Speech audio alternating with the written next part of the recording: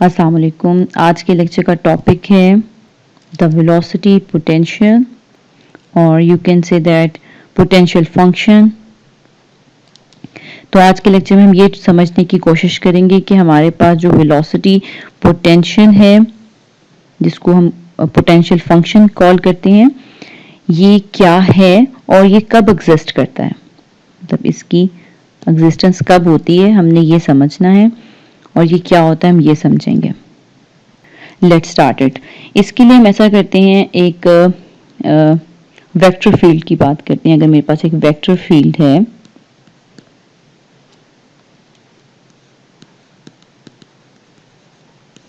मैं बात करती हूँ ये वेक्टर फील्ड कंजर्वेटिव है, ठीक है। वेक्टर फील्ड कोई भी हम लोग वेक्टर ले लेते हैं। मैं यहाँ पे जो वेक्टर ले रही हूँ ये है v, वेलोसिटी के टर्म में, तो मैं बोल सकती हूँ ये वेलोसिटी फील्ड, ठीक है।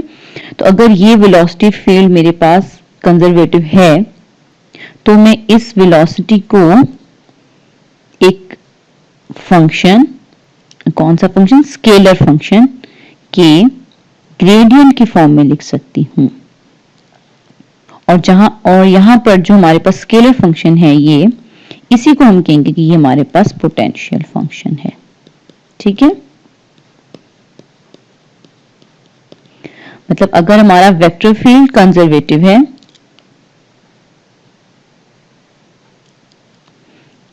अगर हमारा वेक्टर फील्ड जो है वो कंजर्वेटिव है, तो उसको मैंने वो जो कंजर्वेटिव वेक्टर लिया है उसको मैं कहती हूँ ये वेलोसिटी v है। अगर मैं उस वेलोसिटी फील्ड के बारे में बात करूँ, कहूँ कि वो मेरे पास कंजर्वेटिव है, तो फिर मैं उसको एक स्केलर फंक्शन फाई की ग्रेडियंट में लिख सकती हूँ। और ये जो मैंने फाई फंक्शन लिया है, scalar function, that is called potential function.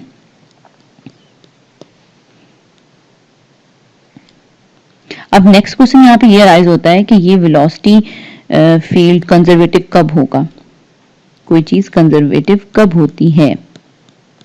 तो ये बहुत सिंपल है, हम इससे पहले भी कई दफा पढ़ चुके हैं, रिपीट कर देती हूँ। अगर वो पाथ इंडिपेंडेंट है, ठीक है, तो हम बोलेंगे वो कंजर्वेटिव है। पाथ इंडिपेंडेंट का क्या मतलब हो सकता है? It's mean path independent mean कि हमारा जो लाइन इंटीग्रल हम अप्लाई करें किसी भी वेलोसिटी के लिए वो सेम आए किसी भी पाथ के लिए। फॉर एग्जांपल इसकी हम एग्जांपल लेते हैं यहाँ पे ऐसे, मतलब अगर मैं यहाँ पे एक बॉडी है और इसको जो है वो नीचे गिराती हूँ, तो ये डिस्टेंस इस तरह नहीं बढ़ जाता, वो सीधा नीचे गिराती हूँ या फिर मैं उसे कुछ एंगल देके नीचे गिराती हूँ, ठीक है, इस तरह। तो दोनों सूरतों में जो है ये एक ही, अगर फॉर एग्जांपल मैं कहती हूँ 10 मीटर उसने डिस्टेंस तय किया, तो दोनों सूरतों में वर्क हमारे पास सेम ही रहेगा। तो इस पे पाथ ने कोई इफेक्ट नहीं किया। तो इस केस में मैं कहूंगी जो मेरा वर्क है वो कंजर्वेटिव है, यानी कि मेरा यहाँ पे फील्ड कंजर्वेटिव रहा। तो पाथ इंडिपेंडेंट का मतलब यहाँ से क्लियर हो जाएगा, आपने पहले भी इसको कई दफा पढ़ा हुआ है। अब पाथ इंडिपेंडेंट चेक करने के लिए या कंजर्वेटिव फील्ड है यानी ये चेक करने के लिए दो मेथड हैं। तो किसी भी वेलोसिटी के लिए अगर हम लाइन इंटीग्रल लें तो वो हमारे पास मतलब एक तो हमारे पास मेथड हो गया लाइन इंटीग्रल से कि हम डिफरेंट पाथ्स के लिए लाइन इंटीग्रल निकाल लें उसका और वो सेम आ जाए। अगर वो डिफरेंट पाथ्स के लिए सेम आ जाए तो हम बोलेंगे जी हमारा फील्ड कंजर्वेटिव है। एक तो ये हो गया। नंबर 2 हम इस तरह देखेंगे, अगर हम v का क्रॉस प्रोडक्ट, वेक्टर v जो वेलोसिटी है हमारे पास, उसका अगर हम क्रॉस प्रोडक्ट डेल के साथ लें तो वो हमारे पास इक्वल टू 0 आ जाए। इट्स मीन कि हमारे पास जो कर्ल है वो इज इक्वल टू 0 आ जाए, तो हम बोलेंगे हमारा जो फील्ड है वो कंजर्वेटिव है। देन हमारे पास फिर ये रिजल्ट निकला कि अगर कर्ल इज इक्वल टू 0 है, del cross v is equal to 0 है हमारे पास, ठीक है। अगर ये चीज इक्वल टू 0 है तब हमारे पास v is equal to del एक स्केलर फंक्शन की डाइवर्जेंट में हम लिख सकते हैं अपनी वेलोसिटी फील्ड को। इस रिजल्ट को हम नोट की फॉर्म में लिख लेते हैं यहाँ पर कि अगर del cross v is equal to 0 होगा तो हम v को लिख सकते हैं एक स्केलर फंक्शन के डाइवर्जेंट की सूरत में। और ये जो स्केलर फंक्शन है इसको हम मजीद आगे इस पे बात करेंगे, लेकिन अभी फिलहाल अगर हम इसके ऊपर नोट लिखना चाहे तो हम ये लिख सकते हैं कि पोटेंशियल फंक्शन, ये जो यहाँ पे हम लोगों ने लिया है ये स्केलर फंक्शन, इसको मैं बोल रही हूँ potential function exists for a conservative velocity vector field. Velocity vector field. अब इस सारे अंडरस्टैंडिंग को जो हमने लिया है इसको हम सिंपल एक लाइन में मैथमेटिकली लिख लेते हैं. Del cross V is equal to 0, then phi exists. Okay, then this potential function exists. अब इस phi के ऊपर मजीद बात कर लेते हैं कि phi कैसा है. यहाँ पर जो phi है हमारे पास वो एक फंक्शन है किसका, स्पेस कोऑर्डिनेट्स का और टाइम. अच्छा, तो हम इसको इस तरह से लिख सकते हैं function of space coordinate x, y, z and time t.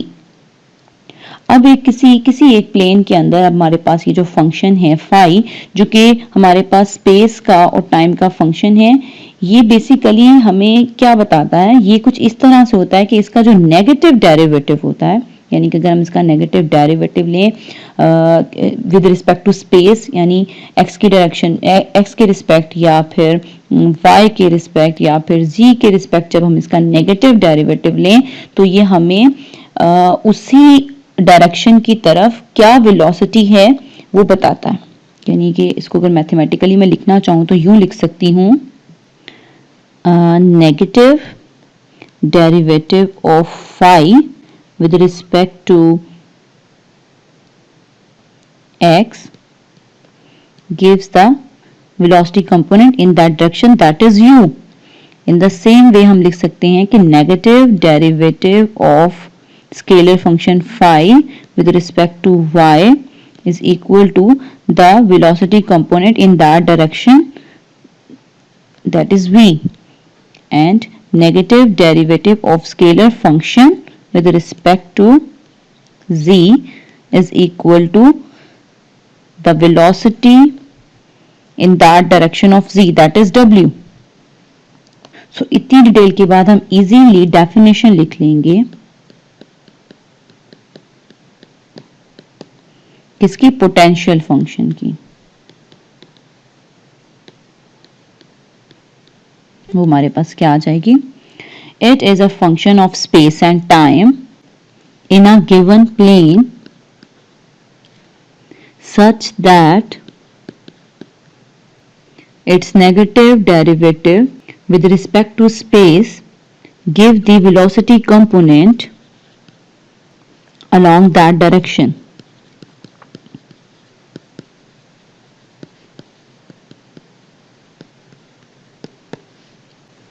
अच्छा, अब जो हमने ये डेफिनेशन लिखी है पोटेंशियल फंक्शन की, ठीक है, अगर इसको लिखने के बाद आप इसको मैथमेटिकली, मतलब as a short question paper में ही आता है, तो आप इस डेफिनेशन को लिखने के बाद मैथमेटिकल वर्क भी लिखेंगे इसका. तो ये डेफिनेशन जब आपकी कंप्लीट होगी तो पहले जो मैंने आपको अंडरस्टैंडिंग दी है मैथमेटिकल इसकी डेफिनेशन ऑफ पोटेंशियल फंक्शन की, उसको मैंने इस तरह से लिखा था कि अगर आपके पास del cross v is equal to 0 है, देन हमारे पास फाई जो है वो एग्जिस्ट करेगा सच दैट कि v is equal to divergent of phi, ऐसे. तो मैंने यहाँ पर इसको स्टॉप कर दिया था. अब मैं कह रही हूँ इस वेलोसिटी को हम जब इस स्केलर फंक्शन के डाइवर्जेंट में लिखेंगे तो यहाँ पे साथ में माइनस का साइन भी आएगा, और ये माइनस का साइन जस्ट कुछ भी नहीं है, ये बस शो कर रहा है कि ये कन्वेंशन है यहाँ पर. और इसका क्या मीनिंग है कन्वेंशन होने का, कि ये इंश्योर करता है कि जो हमारा फ्लो हो रहा है वो from higher to lower potential है, कि जो फ्लो हमारा टेक प्लेस हुआ है वो किस तरह का है, वो from higher to lower potential में. ठीक हो गया। तो अब आपको अच्छे से पता चल गया ये माइनस साइन हम लोग क्यों डेफिनेशन में ऐड करते हैं, क्योंकि फ्लो हमेशा किस तरह से आता है, हमारे पास हायर से लोअर पोटेंशियल की तरफ आता है। तो यूजली यही हमारे पास रिलेशन आएगा फॉर वेलोसिटी फील्ड कि माइनस का साइन आएगा, ताकि पता चले कि वो हायर से लोअर पोटेंशियल की तरफ फ्लो हो रहा है। अब ये हमने जो पोटेंशियल फंक्शन पढ़ा है, इससे रिलेटेड न्यूमेरिकल पेपर में कैसे आ सकता है। हमें कोई एक वेलोसिटी फील्ड गिवन हो सकती है, ठीक है, कोई एक वेलोसिटी हमें गिवन हो सकती है और उसके ऊपर हमसे पूछ सकते हैं कि क्या इसका वेलोसिटी पोटेंशियल एग्जिस्ट करता है या नहीं। ठीक है, हमें इसका वेलोसिटी पोटेंशियल बताना है एग्जिस्ट करता है या नहीं, और अगर करता है तो वो क्या है। ऐसे हमारे पास न्यूमेरिकल होगा। इसकी एग्जांपल कर लेते हैं। फॉर एग्जांपल हमारे पास वेलोसिटी फील्ड गिवन है u is equal to a x square minus y square और v हमारे पास है -2axy, और हमने इसका फाइंड करना है वेलोसिटी पोटेंशियल।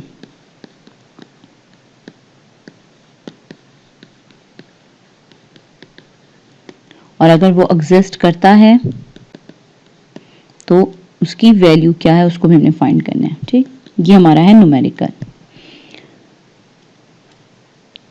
तो मैंने आपको बताया कि हमारे पास अगर कंजर्वेटिव फील्ड होगा, यानी अगर curl v is equal to 0 होगा, तो हमारे पास फाई जो है वो एग्जिस्ट करेगा। ये हमने रिजल्ट निकाला था अपनी लास्ट डिस्कशन से। तो हम यहाँ पे ऐसा करते हैं, डेल क्रॉस v की वैल्यू निकाल लेते हैं। पहले हम लिखेंगे आई जे के पार्शियल और पार्शियल x, पार्शियल और पार्शियल y, पार्शियल और पार्शियल z, और यहाँ पे लिख लेते हैं u का कंपोनेंट हमारे पास है x square minus y square, v का कंपोनेंट हमारे पास 2axy और z का कंपोनेंट 0 है। जब हम इसका डिटर्मिनेंट निकालेंगे, इसको सॉल्व करेंगे, तो ये हमारे पास आ जाएगा 0i plus 0j minus 2ay plus 2ayk।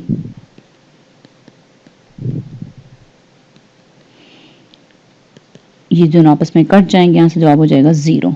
तो ये हमारा डेल क्रॉस v 0 हो गया। इट्स मीन क्या रिजल्ट निकला कि फाई जो है वो एग्जिस्ट करता है।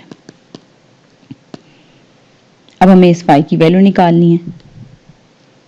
तो हमने इसका फॉर्मूला पढ़ा था फॉर u के लिए। इसकी वैल्यू हमारे पास है negative derivative of phi with respect to x, और v के लिए हमने पढ़ा था negative derivative of phi with respect to y। तो इसमें हम वैल्यूज रख लेते हैं u और v की। तो यहाँ से हमारे पास जो u में वैल्यू आएगी वो आ जाएगी a x square minus y square minus partial phi और पार्शियल x, और इसको हम इस तरह में लिख सकते हैं minus a x square minus y square partial phi over partial x। इसी तरह यहाँ पर v की वैल्यू लिख लेते हैं, वो आ जाएगी minus 2a x y is equal to minus partial phi over partial y। तो माइनस से माइनस कट जाएगा, यहाँ हमारे पास बच जाएगा partial phi over partial y is equal to 2axy। Next हमें क्योंकि फाई चाहिए तो हम ऐसा करते दोनों तरफ इसको इंटीग्रेट कर लेते हैं, इस तरफ भी इंटीग्रेशन, इस तरफ भी इंटीग्रेशन।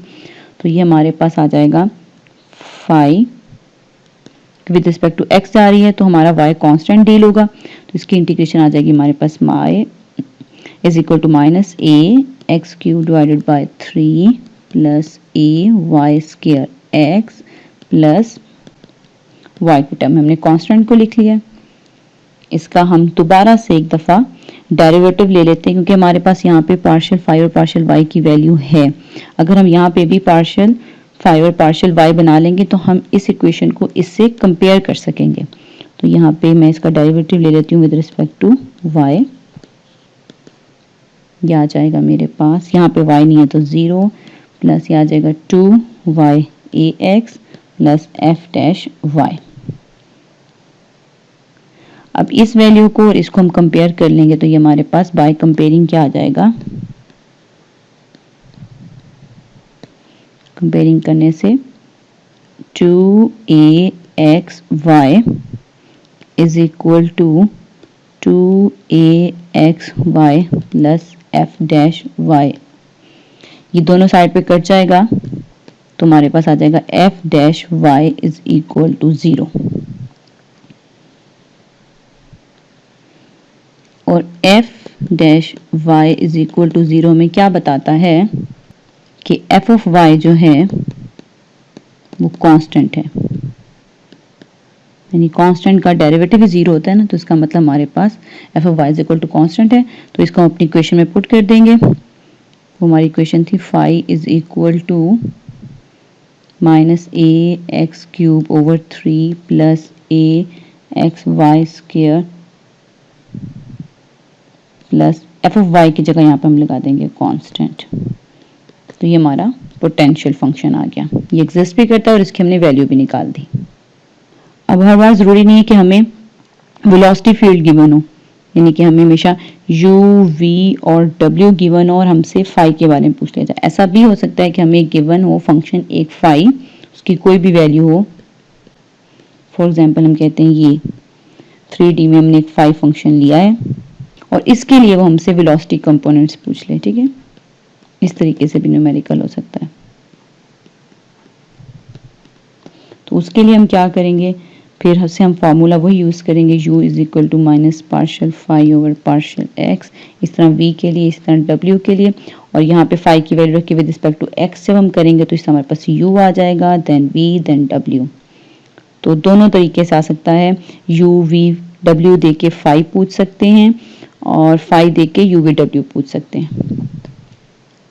और आपकी बुक में जो एक एग्जाम्पल गिवन है जिसमें उन्होंने फाई देकर u v w पूछा है और फर्दर इसमें उन्होंने आगे स्ट्रीम लाइंस भी पूछ ली हैं, तो उसकी इक्वेशन जब हमें u v और w निकालेंगे तो उसकी इक्वेशन भी हमें आती है dx over u is equal to dy over v is equal to dz over w। तो इस वाली इक्वेशन में हम u v और w की वैल्यू रख के हम स्ट्रीम लाइंस भी निकाल सकते हैं इजीली। तो अगर फाई गिवन हो तो स्ट्रीम लाइन निकाली जा सकती है। क्लियर हो गया, वेलोसिटी पोटेंशियल की हेल्प से हम लोग इस तरह से स्ट्रीम लाइन निकाल सकते हैं। अब हम अपने नेक्स्ट टॉपिक की तरफ आते हैं। बल्कि ऐसा करते हैं, पोटेंशियल फंक्शन के साथ ही थोड़ा सा इरोटेशनल भी डिस्कस कर लेते हैं। हमने ये पढ़ा कि del cross v is equal to 0 है तो हमारे पास फाई जो है वो क्या एग्जिस्ट करता है। अब हमें पता है यहाँ पे जो ये डेल क्रॉस v है इसको हम वर्टिसिटी भी कहते हैं।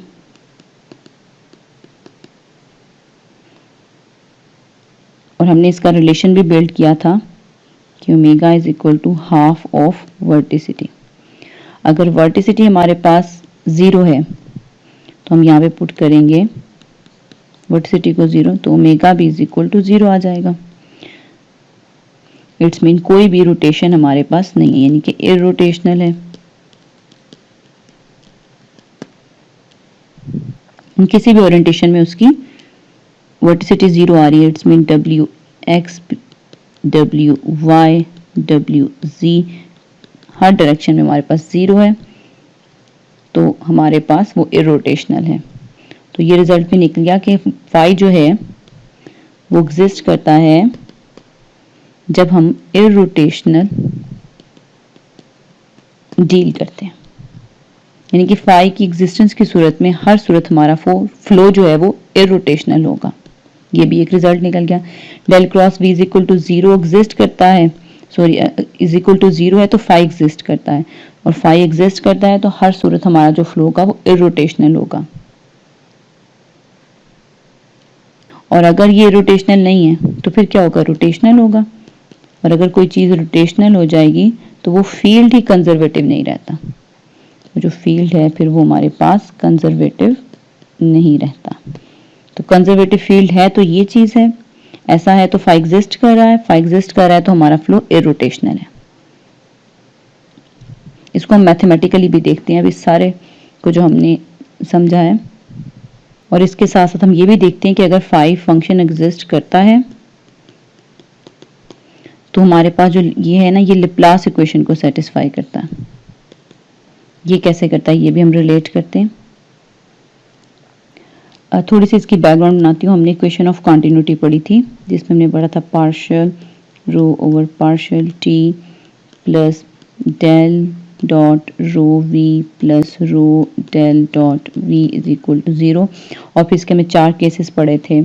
इसको हमने स्टैडी, अनस्टैडी, कंप्रेसिबल, इनकम्प्रेसिबल के लिए पढ़ा था और हमने इन द एंड रिजल्ट निकाला था अगर हमारा फ्लो जो है वो स्टैडी है और साथ में वो इनकम्प्रेसिबल है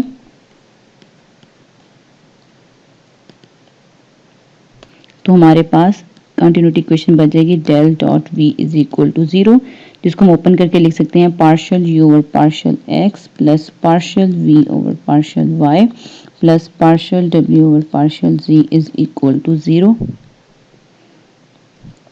और हमने कुछ इस तरह के न्यूमेरिकल्स भी किए थे कि अगर हम लोग के पास u, v और w की वैल्यू दी हुई है और अगर वो हम इस इक्वेशन में पुट करते थे तो हम कहते थे कि ये इसका पॉसिबल फ्लो है। तो पॉसिबल केस ऑफ फ्लो जानने के लिए हम लोग u, v की, w की चारों केसेस में से पुट करके देख सकते हैं कि कौन सा इसका पॉसिबल केस है। तो अगर हमारे पास स्टैडी और इनकम्प्रेसिबल था तो वो इस इक्वेशन ऑफ कॉन्टिन्यूटी को सेटिस्फाई करता था।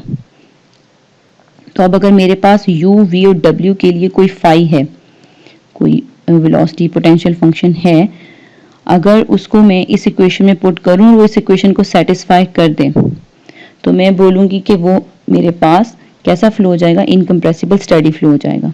इसको देखते हैं। हमें पता है कि वैल्यू क्या है हमारे पास u की minus partial phi over partial x और v की है minus partial phi over partial y और w की है minus partial phi over partial z। इन सब वैल्यूज को हम इस इक्वेशन में पुट करते हैं तो हमारे पास क्या रिजल्ट आ जाएगा, partial over partial x, u की जगह वैल्यू रख देते हैं ये minus partial phi over partial x, इस तरह बाकी सब जगहों पे भी वैल्यू रख देते हैं, plus partial over partial y. तो अगर मेरा जो फंक्शन है फाई वो स्टैडी और इनकम्प्रेसिबल फ्लो के लिए वर्क कर रहा है तो वो हर सूरत इस इक्वेशन को सेटिस्फाई करेगा। तो इसीलिए मैंने इस फाई के लिए u, v और w को इस इक्वेशन में रख दिया। तो ये मेरे पास आ जाएगी partial square phi over partial x square minus partial square phi over partial y square minus partial square phi over partial z square is equal to 0। Minus को हम कॉमन ले सकते हैं तो ये हमारे पास रिजल्ट बन जाएगा दिस वन इक्वेशन। और ये इक्वेशन जो है हमारे पास आई है माइनस को कॉमन लेने से। और इस इक्वेशन को हम फर्दर कैसे शॉर्ट करके लिख सकते हैं, अगर यहां से मैं फाई को कॉमन ले लूं तो जो मेरे पास बाकी चीज बचती है उसको मैं इस तरह से डेल स्क्वायर की फॉर्म में लिख सकती हूँ। अगर आप साइड बाय साइड यहाँ पर डेल की डॉट प्रोडक्ट डेल से लेंगे तो उसका आंसर हमारे पास यही आ जाएगा, partial square partial x square plus partial square partial y square plus partial square partial z square. इसलिए यहाँ पे मैं लिख सकती हूँ उसको del square phi is equal to 0। And you know very well कि यहाँ पे हमारे पास जो डेल स्क्वायर है ये एक ऑपरेटर है जिसको हम बोलते हैं लैप्लासियन ऑपरेटर।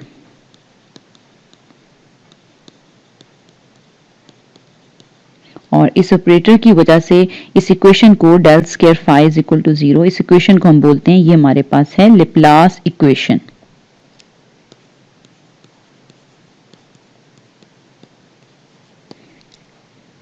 अच्छा, तो अब ये जो लैप्लास इक्वेशन हमारे पास बनी है ये बेसिकली क्या हुई फिर ये इक्वेशन हमारे पास हुई continuity equation for steady 3D incompressible flow. ये मैंने कैसे कहा, ये मैंने इस तरह से कहा कि हमने ये जो डेल स्क्वायर फाई इक्वेशन निकाली है, ये कैसे ड्राइव की थी हमने इक्वेशन, हमने ये इक्वेशन इस तरह से ड्राइव की थी कि हमने equation of continuity for 3D steady incompressible के लिए, फ्लो के लिए, डेल डॉट वी के अंदर अगर फाई एग्जिस्ट करता है तो वैल्यूज रख के ये इक्वेशन निकाली है, इस इक्वेशन को हमने ड्राइव किया है।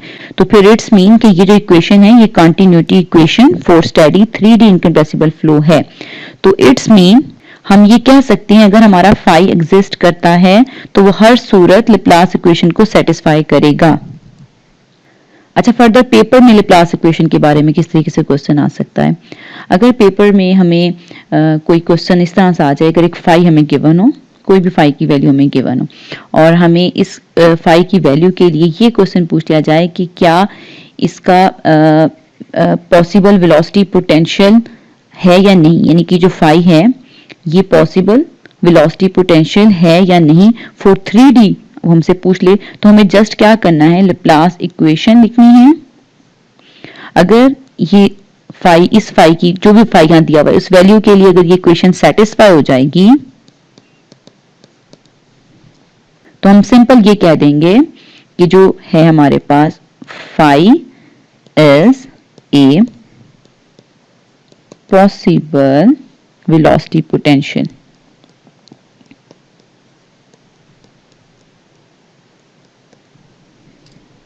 for the given flow, जो भी वो फ्लो दिया हुआ है।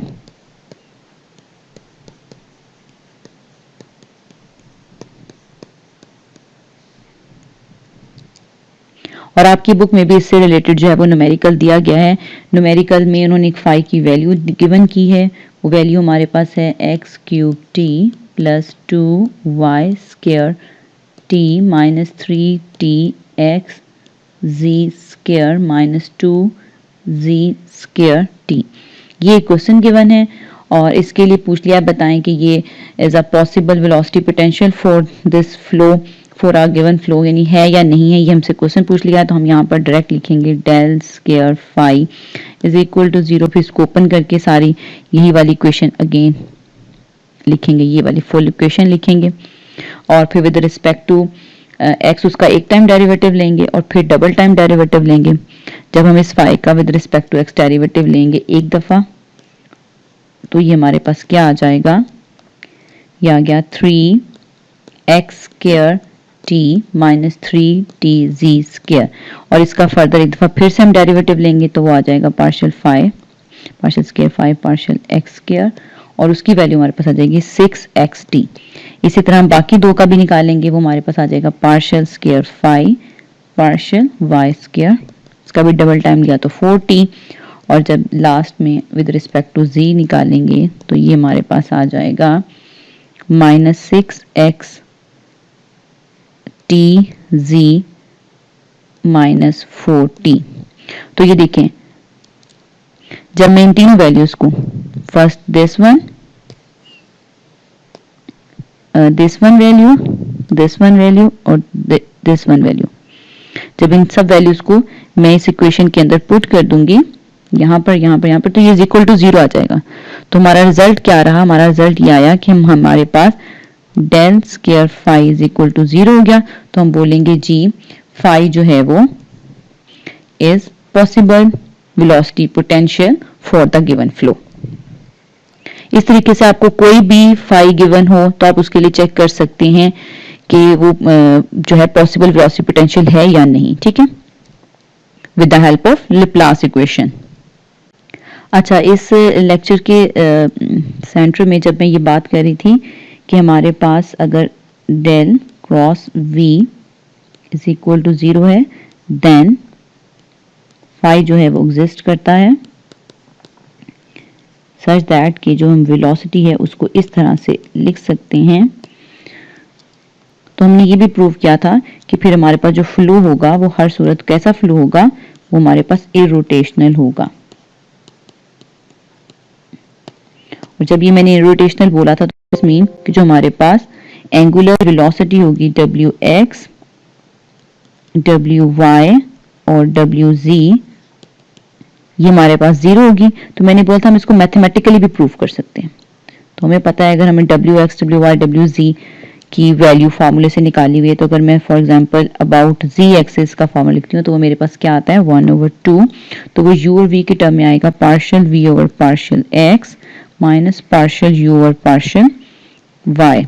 तो अगर मैं अब यहाँ पे ये जो v और u गिवन है इसको फाई की टर्म में ले जाऊं तो यहाँ पे क्या आ जाएगा 1/2 पार्शियल v की जगह क्या आ जाएगा minus partial phi partial y, इसका किसके रिस्पेक्ट x के रिस्पेक्ट माइनस पार्शियल यहाँ पे u की जगह minus partial phi over partial x, इसका किसके रिस्पेक्ट पार्शियल y। तो इसका x के रिस्पेक्ट जो है वो जवाब 0 हो जाएगा और इसका y के रिस्पेक्ट जो वो जवाब 0 हो जाएगा। तो यहाँ 0 माइनस 0 आ जाएगा। तो हमने ये प्रूव कर दिया कि एंगुलर वेलोसिटी अबाउट जो z एक्सिस है हमारे पास 0 आती है। इसी तरह हम बाकी भी निकाल कर प्रूव कर सकते हैं कि अबाउट x एक्सिस भी 0 आती है और अबाउट y एक्सिस भी 0 आती है। तो एक तो हमने वैसे ही simply vorticity is equal to 0 है तो उससे ये बता दिया था, क्योंकि वर्टिसिटी हाफ ऑफ एंगुलर जो हमारे पास वेलोसिटी है, एंगुलर वेलोसिटी है, वो हाफ ऑफ वर्टिसिटी के इक्वल है। तो वर्टिसिटी 0 है तो फिर हमारे पास एंगुलर वेलोसिटी 0 है। इस तरह से भी हमने इसका बता दिया था कि हमारे पास wx wy wg वो 0 आ जाते हैं और हमने मैथमेटिकली इस तरीके से भी प्रूव कर दिया कि ये हमारे पास इज इक्वल टू 0 आते हैं। अब हम अपने नेक्स्ट टॉपिक की तरफ जाते हैं जिसका नेम है इक्विपोटेंशियल लाइंस। इक्विपोटेंशियल लाइन जो हमारा लास्ट टॉपिक है आज के लेक्चर का, तो इनको समझते हैं ये क्या है। बेसिकली ये हमारे पास इमेजिनरी लाइंस होती हैं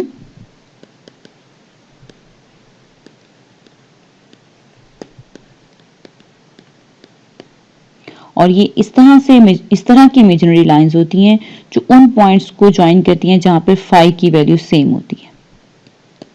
उन पॉइंट्स को ज्वाइन करती हैं जहां पे फाई मतलब पोटेंशियल फंक्शन की वैल्यू सेम होती है। इसकी डेफिनेशन जरा लिख लेते हैं।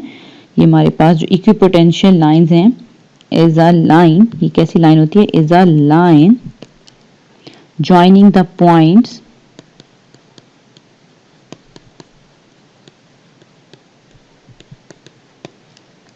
having same value of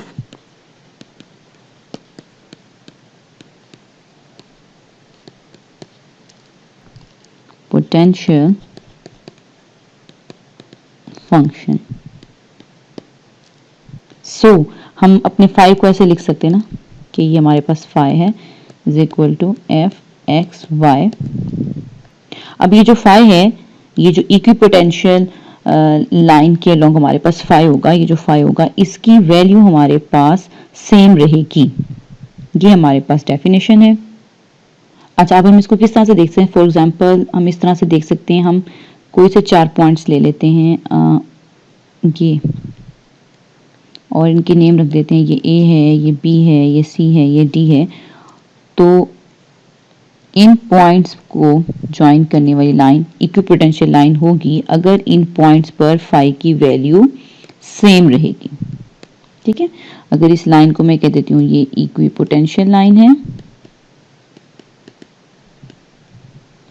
तो इन पॉइंट्स पर ए बी सी डी चारों पॉइंट्स पर जो फाई की वैल्यू है वो सेम रहेगी। सो हम ये इजीली कह सकते हैं, so phi is constant along equipotential line।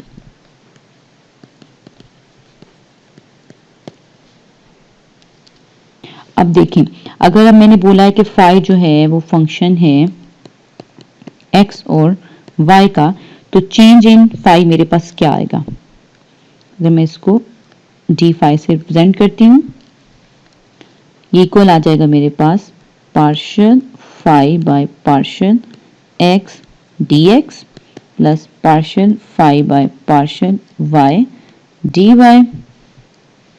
तो ये हमने वेलोसिटी पोटेंशियल में चेंज लिख लिया। ठीक है, डी फाई। अब यहाँ पे जो है हम पार्शियल फाई और पार्शियल एक्स और पार्शियल फाई और पार्शियल वाई की वैल्यू लगा लेते हैं। तो चेंज इन फाई हमारे पास क्या आ जाएगा, minus u d x plus बल्कि ये माइनस हो जाएगा माइनस वी डी वाई।